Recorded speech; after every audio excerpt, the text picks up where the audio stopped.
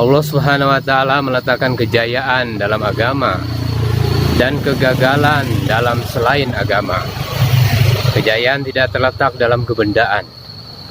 Allah yang memberikan kejayaan dan manusia yang menerima, tetapi manusia tidak melihat hakikat kejayaan.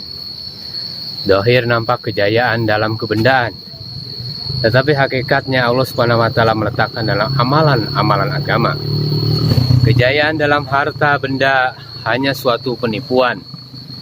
Kejayaan yang Allah Subhanahu wa Ta'ala letakkan dalam amalan agama dan kegagalan yang bertentangan dengan agama adalah tersembunyi sebagaimana tersembunyinya surga dan neraka.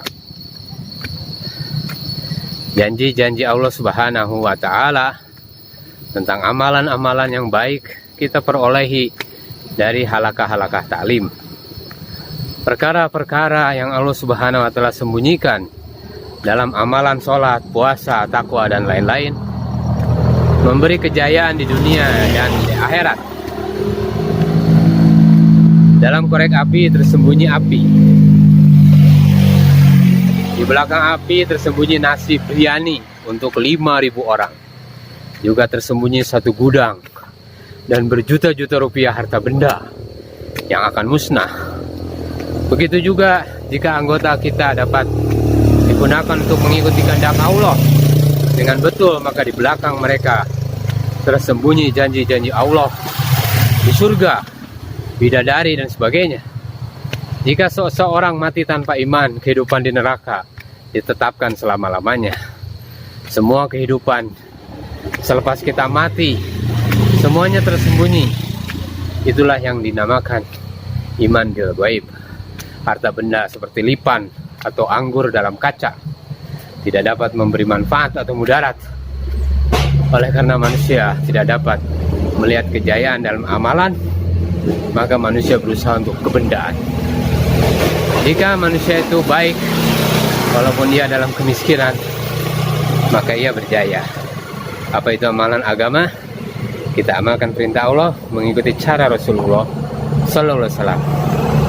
Di antara sahabat-sahabat terkemuka ada juga yang bertani, berniaga, tetapi juga buat usaha agama. Seseorang yang makan makanan bergizi, maka ia akan kuat dan sehat. Tapi jika di samping itu dia juga makan racun, sedikit-sedikit maka manfaat zat itu semuanya akan habis. Begitu juga dengan amalan agama. Amalan buruk dapat memusnahkan amalan baik. Bagaimana amalan agama dapat wujud? Amalan agama dapat wujud dengan usaha. Selepas usaha baru datang hasil. Jihad artinya bersusah payah. Ia bermaksud belajar, berperang dan sebagainya, mengikuti keadaan-keadaan tertentu. Usaha itu harus usaha yang betul. Usaha yang tidak betul tidak dapat hasil. Kita tidak dapat mengubah hati siapapun, termasuk hati kita. Kita tidak dapat memberi hidayah pada siapapun.